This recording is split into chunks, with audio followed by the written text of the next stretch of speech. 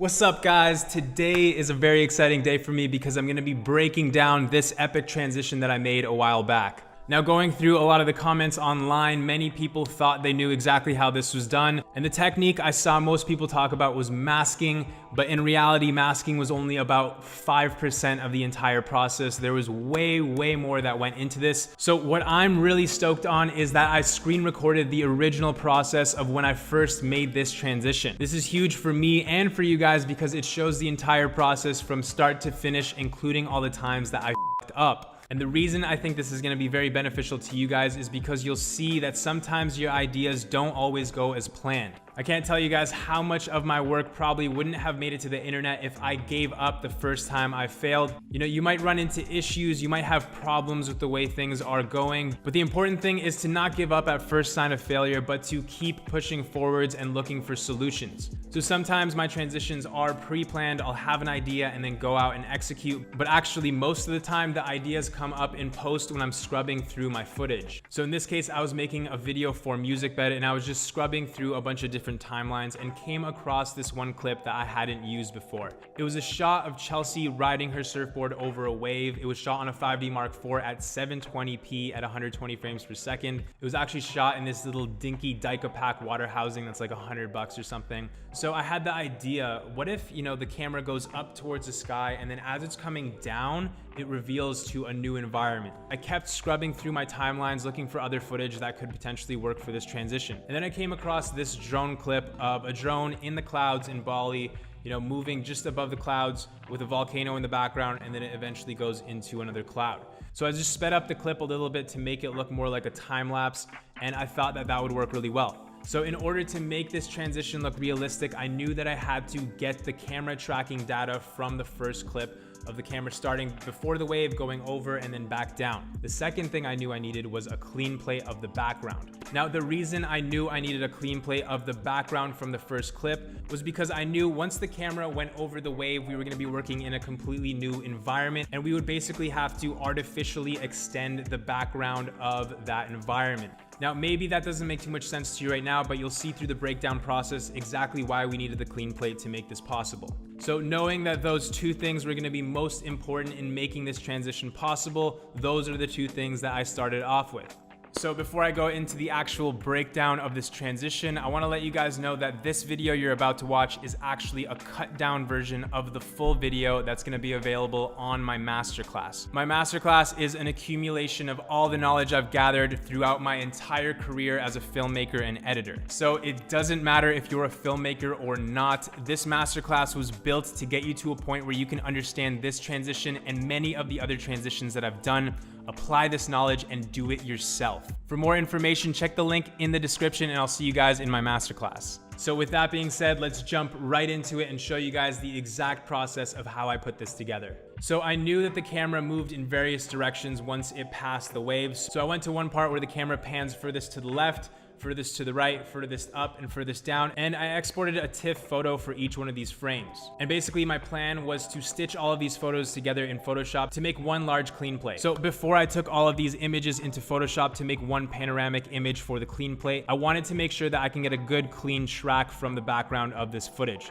So what I did was I cut the clip at the point where I needed it to start tracking at, and I opened it in Mocha. So first thing I did was use the X-Spline tool to create a mask around these contrasty clouds in the sky, and I tracked forwards. Now at this point, I saw that the mask started to wander and things were getting a little bit hectic. So I went back and repositioned the mask before things started to wander again. I made another mask around Chelsea and set the layer properties blend mode to subtract. So Mocha would basically track her as well as the background that I've selected. And because I knew that she was going to protrude into our original mask, Mocha would basically track her mask and subtract it from our original mask. So I tracked forwards and tried that again. And it looked like it was doing a pretty good job. I had to go into some of the frames and manually modify the mask. And when it got to the end, I saved it, went back into After Effects, created a new null object. I went into the Mocha effect and created new tracking data from the layer that we needed, applied it to the null, and then applied the export. And as you can see, as I scrubbed through, it looks like the null managed to latch on fairly well. So I created a new solid and parented that to the null to see if it would move in space and look like it's actually attached to the background. Now, it didn't do a terrible job, but throughout the track we could see that it starts to get a little bit jittery throughout, and the scale of the object is jumping in and out. Now, because I was tracking something that was so far back in space, I knew that I only needed the position and rotation data. The scale didn't really matter. So I turned off the scale keyframes within the null, and then I tested it out again. Now, we weren't getting as much jump with the scale this time, but we were getting a lot of rotation issues. We can see that the rotation was very jittery towards the end. So I went back into Mocha again, readjusted the masks, and played around with it one more time. And you can see that I failed again after my second attempt, so I deleted the mask and tried it one more time. I selected a wider range this time and gave that a try. I had to refine my mask several times throughout the track. And then I went back into After Effects and tested out the new track to see if the green solid would stick to the background like we want it to. And after my third time trying to get a solid track, it was a success, so I moved on to the next step, which was creating that clean plate. So I created a new document within Photoshop and started importing the different individual frames I exported from the clip. So one by one, I would drag them into the Photoshop document and try to position them in space where I think that they belonged. So to line up these images as accurately as possible, what I did was I would lower the opacity and move them over top of the other images so I could see through the top image and line it up perfectly with the background image. I then rasterized the layer and then grabbed the eraser tool and started erasing away at the edges of the frame to blend both the images together.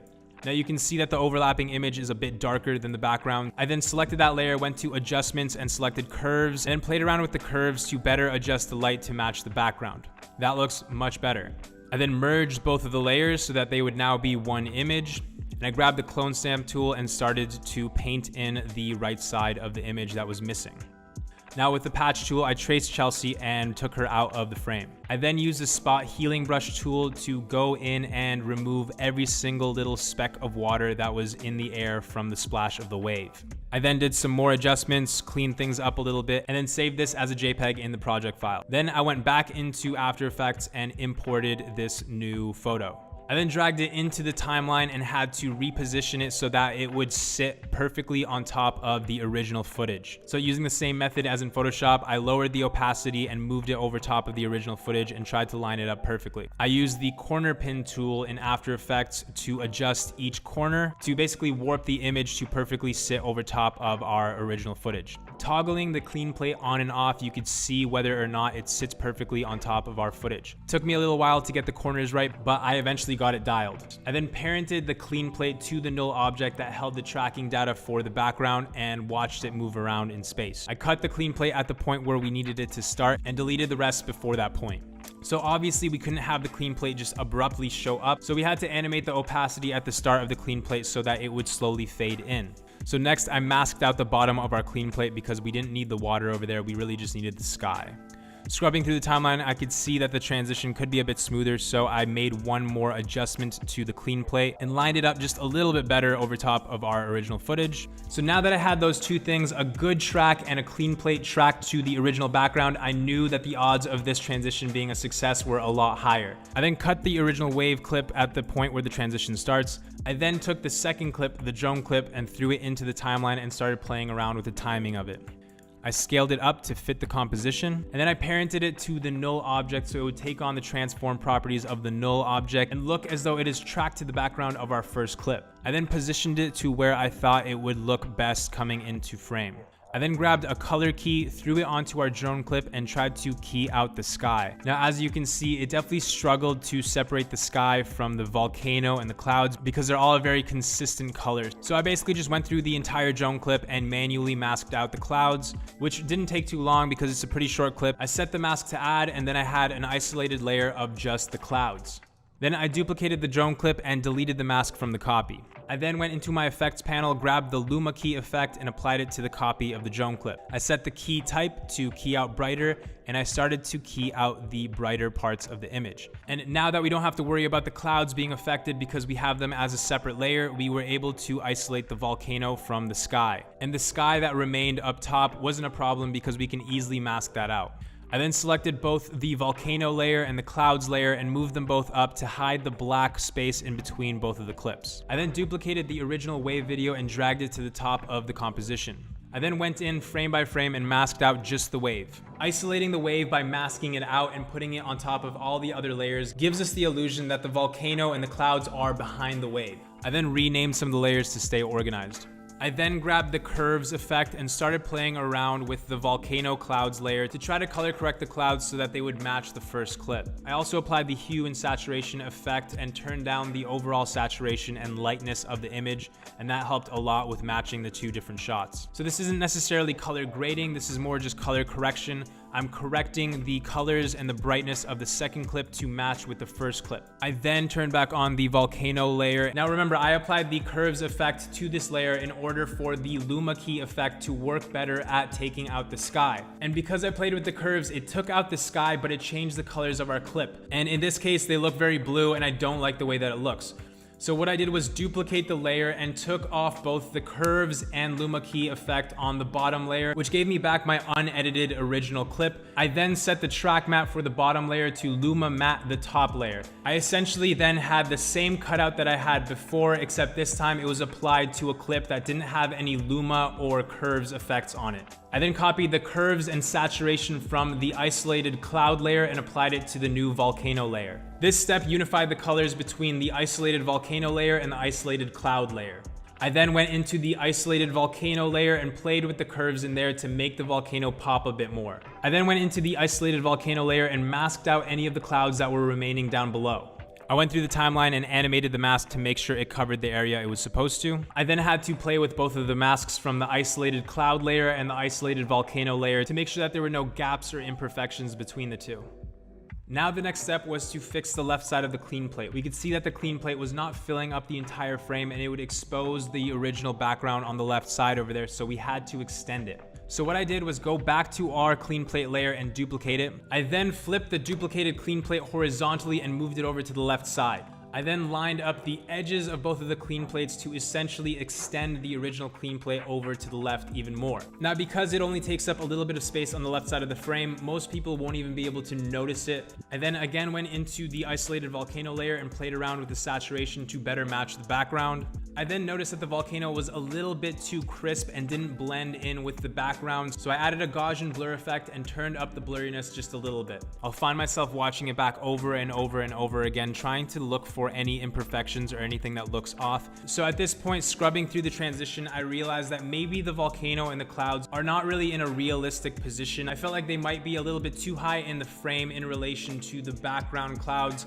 So I selected all three layers, the volcano layer that we're using as the Luma track matte for the volcano layer below it, that layer, and also the isolated cloud layer. With all three selected, I changed the position of those layers and moved them down within the frame. Now at this point, I felt like it looked a lot more realistic. It was clear to me that the position of the volcano and cloud layer was too high earlier on and it just didn't look realistic.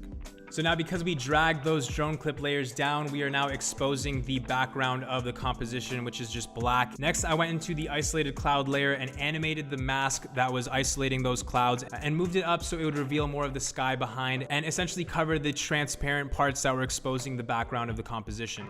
Then I duplicated the original clean plate and basically did what we did before on the left side of the image, but down below this time. So I flipped it vertically and pushed it down to extend the clouds downwards. I then went into the isolated cloud layer and played with the curves again to better match the new exposed sky to the background. So I then realized that the mask extension I did on the isolated cloud layer was a little bit excessive. So I basically pushed that mask back down to how it was before. So I wouldn't look at that as a waste of time. I was basically experimenting with two different options, one exposing a bit more of the sky from the cloud layer and one without. Then I realized without that extra sky, things just look a little bit better. Now, because there's so many different layers, so many things happening, I created a new black solid and created a vignette effect on top of all of this to make the corners of everything a little bit darker. And because it's affected to all the layers, it kind of glues things together and makes it look more seamless. At this point, I was pretty much done. The last thing I did was just go into each individual layer and play with the colors a little bit more to make everything match perfectly. I then exported what I had as a ProRes 422 HQ file, brought it back into After Effects, and I applied an effect called RSMB, Real Smart Motion Blur. It's a third-party plugin you can download online. It basically applies artificial motion blur to your footage, and in this case, it helped sell the effect so much more, made it look a lot more realistic. Now, the very last step is, of course, to color grade it. I did some minimal color grading to this. I really like the way that it looked after my initial color correction between the two clips, but adding one last layer of color to this just helped glue all the different elements together and make it look that much more seamless. So that is the wave transition breakdown. Again, you may have gone through this video and not understood a lot of the techniques shown throughout this breakdown. And if you're interested in learning more about my filmmaking and editing process, then you'll definitely want to check out my masterclass. I am super excited to share this passion project with you guys. I've been working on it for pretty much the entire year now, and I'm very proud of what I've created. It doesn't matter where you're at in your content creation journey. My masterclass was designed from the ground up to teach anyone at any level everything you need to know to understand what I do and how to do it yourself. My masterclass is also going to be offering a ton of really cool paid jobs to a select few of you guys every single month with a lot of the cool brands that I work with. We're also going to be offering paid editing contests, opportunities to fund your passion projects, giveaways, as well as offering exclusive discounts to a lot of dope products for our members. And on top of all of this, we will have an incredible community of creatives, which I will be a part of and be able to communicate with you guys. And there's just so much more. If you guys are interested, make sure to check out the link in the description. But I hope you guys enjoyed today's video. I hope you learned something new, and I'll catch you in the next one.